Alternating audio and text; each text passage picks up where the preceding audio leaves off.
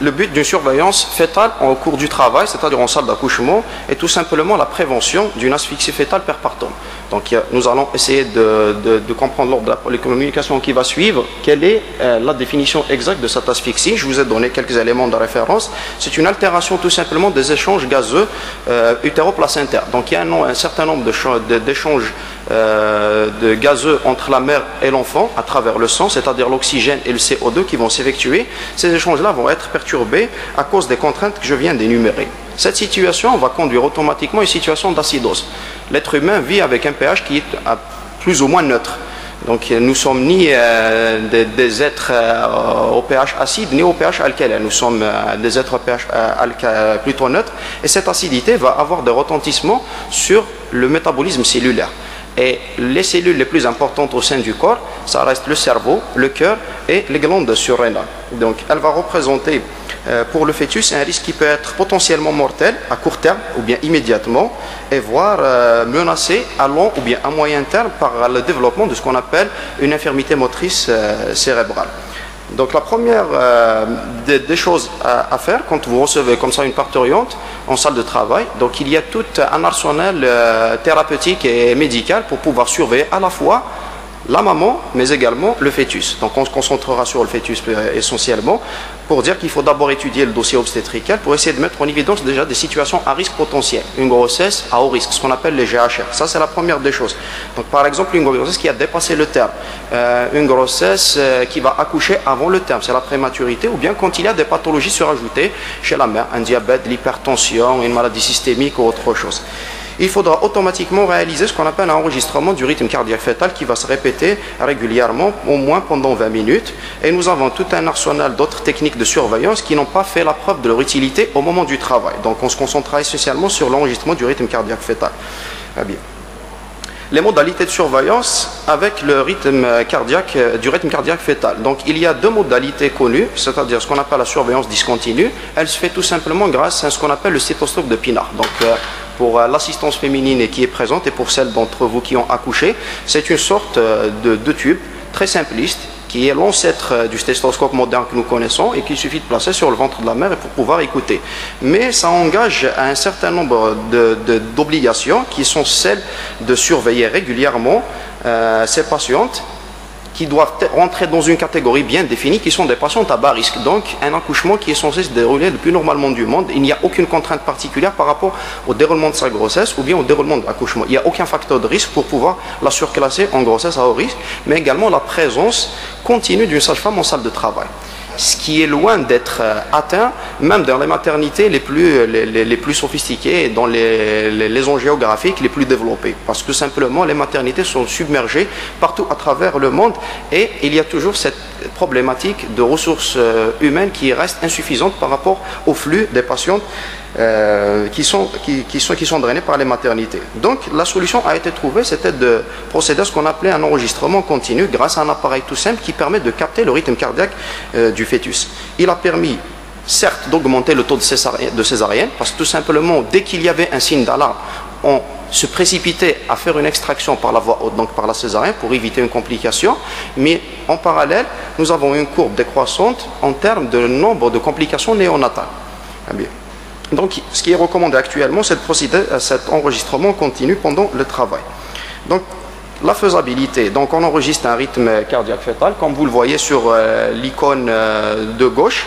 Donc, vous avez un rythme qui est plutôt tachycardisant et sur l'icône de droite, plutôt un rythme bradycardisant. Parce que le rythme cardiaque moyen doit se situer entre 110 et 160 battements par minute. Quels sont les autres critères de la normalité de ce rythme cardiaque fœtal? Il doit avoir une variabilité qui est normale. Donc, qu'est-ce que c'est que la variabilité? Sur l'icône de gauche, vous voyez une ligne de trémulation. Donc, elle doit trémuler suffisamment. Donc, on a une sorte de papier millimétré qui nous permettra de voir quelle est la trémulation suffisante de ce rythme cardiaque fœtal.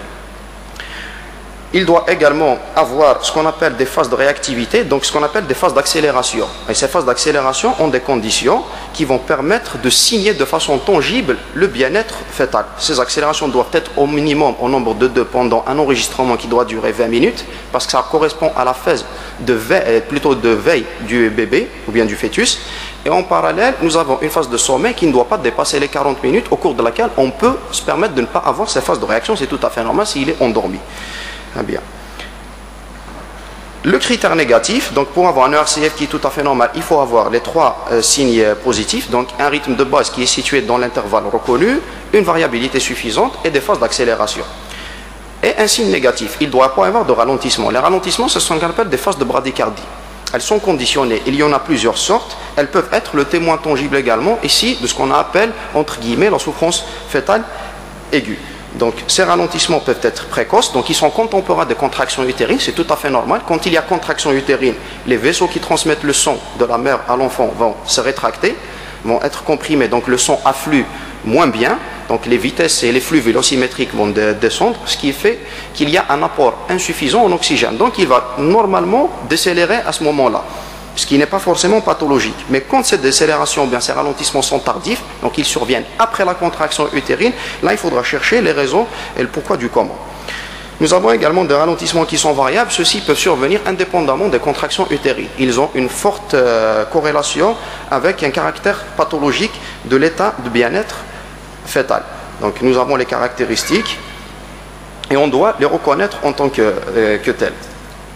Donc l'analyse du RCF pendant le travail, nous pouvons également avoir ce qu'on appelle des faux ralentissements. Les faux ralentissements, c'est tout simplement un mauvais enregistrement. Donc d'un point de vue technique, il y a une malfaçon qui fait qu'à un moment donné, on n'a pas d'enregistrement. On l'appelle vulgairement et plus couramment ce qu'on appelle des pertes de foyer. Donc vous posez une électrode au niveau du ventre maternel pour essayer de capter le rythme cardiaque fœtal et par moment le fœtus se déplace ou bien la maman bouge, ce qui fait que cette électrode n'est plus centrée sur le cœur du bébé et ce qui explique ces petites pertes fœtales. Dans ce cas-là, il ne faudra pas trop s'inquiéter, il faudra juste rechercher le bon foyer et positionner votre électrode. Comment est-ce qu'on interprète ce RCF? Depuis 2008, le Collège national de gynécologues obstétriciens français, qui est une organisation et une société savante assez phare et emblématique pour nous, praticiens francophones, et dont les recommandations sont suivies de près, a essayé de classer ces anomalies du rythme cardiaque fœtal en 5 catégories, ou bien ce rythme cardiaque fœtal en 5 catégories que vous voyez sur ce tableau-là. Donc vous voyez qu'il peut y avoir un ERCF qui est presque normal, tout en haut, et un ERCF qui peut être quasi normal, avec faible risque d'acédose. En code jaune, ici, vous avez un risque d'acédose qui est assez probant, et pathologique, et préterminal. Donc le code orange, c'est un risque d'important d'acédose et le code rouge, c'est un risque majeur d'acédose. Donc ce code couleur nous facilite très facilement la chose. Donc il suffit juste de poser les yeux pour avoir un repère visuel et pour savoir où est-ce qu'on se situe. Tout le monde sait que quand la couleur est plutôt verte, c'est que les choses sont plutôt permises. Le jaune et le orange annoncent, préparent le danger, et quand c'est le rouge, c'est le danger est avéré. Donc quelle va être l'attitude? Quand vous avez un ERCF qui est plutôt normal, donc on a plutôt un code qui est vraiment vert, un vert flamboyant, il a une sensibilité élevée de diagnostic d'asphyxie. Donc la valeur prédictive négative d'asphyxie, elle est quasiment absolue. C'est-à-dire quand vous avez un ERCF normal, vous pouvez dire de façon sûre et certaine, presque à 100%, qu'il n'y a aucun risque d'asphyxie fœtale.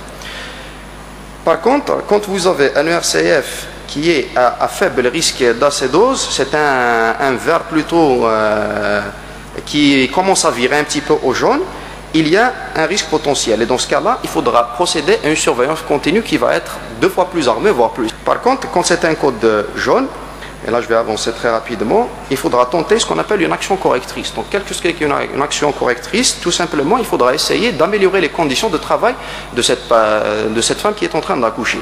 Comment est-ce qu'on peut le faire? On peut changer la position du décubitus dorsal, c'est-à-dire quand la patiente est allongée sur le dos, son utérus, avec tout le poids qu'il contient, va comprimer les gros vaisseaux, l'artère et la veine cave, ce qui va permettre de réduire les apports en sang au niveau de l'utérus et avec ce que ça accompagne comme saturation en oxygène. Donc on peut déplacer la patiente en adoptant une mesure posturale qui est celle de se déplacer un petit peu sur le côté gauche. Ça permet de lever un petit peu cet obstacle et d'améliorer la perfusion. C'est ce qu'on appelle l'effet Posario. Il y a également des actions correctrices. Si on avait mis des protocoles médicamenteux qui accélèrent un petit peu le processus des contractions, on va les arrêter. On peut, dans certains cas, apporter également de l'oxygène à la mère, mais depuis quelques temps, on avait dit qu'il n'y avait aucun intérêt à le faire. Donc c'est ce qu'on appelle les mesures correctrices. Je vais les détailler un petit peu plus tard. D'accord. Pour ce qui est du code Orange, cette fois-ci, il faudra essayer d'agir le plus rapidement possible. Soit en tentant une extraction rapide par voie basse parce que l'accouchement il est imminent, donc on essaye de terminer très rapidement l'accouchement, ou bien quand vous avez une progression du travail qui est plutôt lente, ou bien que la femme est en début de travail, donc elle est loin, donc il faudra essayer d'avoir recours à une extraction par voie haute, dans la mesure du possible, si vous disposez bien évidemment de l'infrastructure adéquate, à savoir un bloc opératoire et une équipe chirurgicale qui est rodée à cet exercice de style. Pour ce qui est du code rouge, on n'attend rien. Donc d'emblée, c'est une extraction immédiate. Merci d'avoir regardé cette vidéo. Abonnez-vous et partagez-la sur Facebook. À très bientôt pour d'autres vidéos.